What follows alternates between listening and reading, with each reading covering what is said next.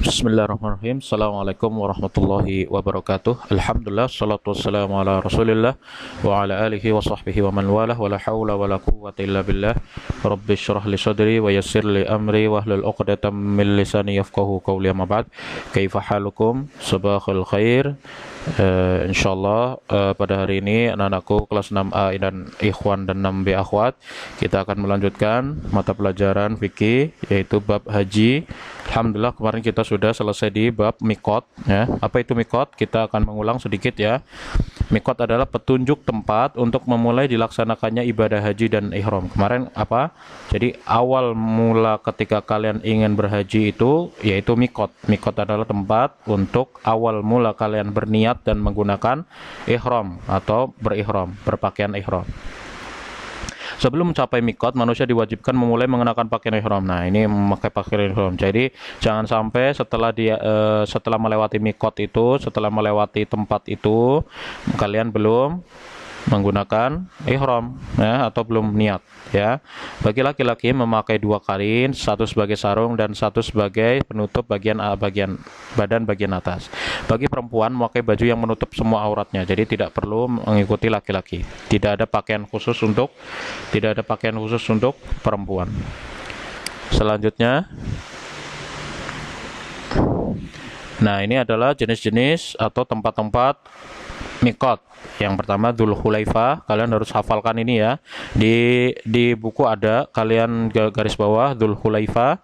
Mikot bagi penduduk Madinah atau searah dengannya. Jadi Madinah biasanya pakainya Dzul Hulaifah. Ini biasa melewati tempat Dzul Hulaifah. Yang kedua Al-Juhfah, itu orang-orang Palestina, Syria, Lebanon, Yordan, Mesir, Aljazair, Sudan dan lain-lain ya. Dia menggunakan Al-Juhfah. Lalu yang ketiga ada Qarnul Manazil atau Sailul Kabir, adalah mikot bagi jamaah haji yang datang dari wilayah Najd. Najd itu orang kota Saudi Arabia, orang Riyadh, orang Taif, itu rata-rata dari Najd. Terus selanjutnya yang keempat ada Yalamlam. Yalamlam adalah tempat yang biasa orang untuk Asia Tenggara ini pakainya Yalamlam, melewati Yalamlam ya. Yaman, India, Indonesia, Malaysia, Brunei dan yang lainnya ya menggunakan mikot atau tempat Yalamlam ini. Dzatu Irq ya, seperti namanya, yaitu orang-orang untuk yang atas, bagian atas itu Irak, Iran ya, Turki dan lain sebagainya. Bagi jamaah haji yang datang dari kota Mekah, mereka mulai berihram dari rumah masing-masing. Jadi orang-orang yang ada di Mekah, yang di dalam kota Mekah itu, mereka berihram dan berniat mulai dari sebelum membuka pintu rumahnya. Seperti itu. Nah, di sini kemarin sudah kalian lihat ya, ada Sailul Kabir. Ini untuk orang-orang Najd ini, orang-orang orang-orang Saudi Arabia nih ya, dari daerah sini boleh, yang belakang-belakang juga boleh menggunakan ini ya.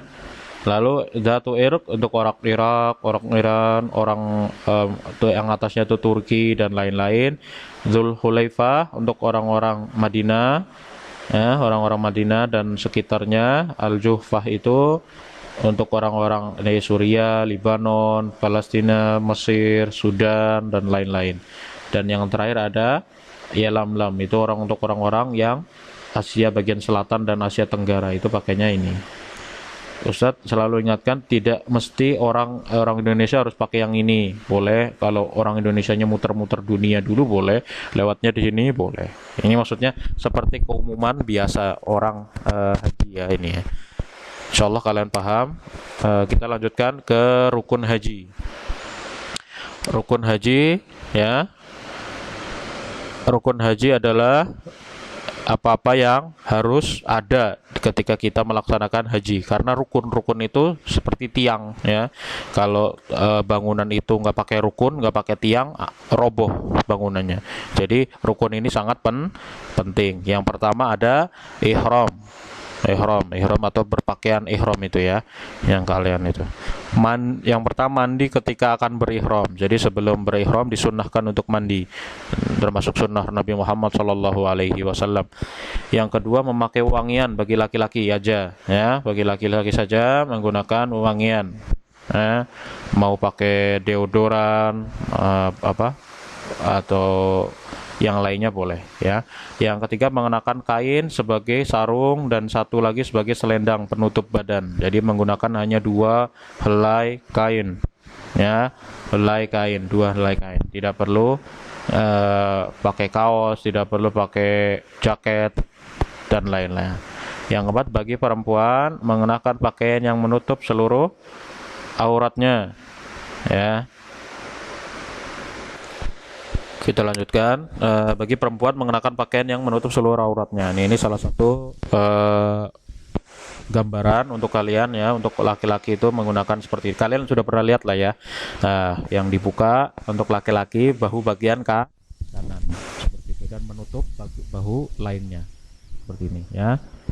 Oke, seperti itu. Kalau perempuan pokoknya semuanya ditutup auratnya. Boleh menggunakan semua untuk telapak tangan dan muka, boleh yang mengikuti pendapat ulama yang mewajibkan menggunakan cadar dan sarung tangan, boleh yang tidak, karena muka dan telapak tangan itu bukan aurat, boleh juga.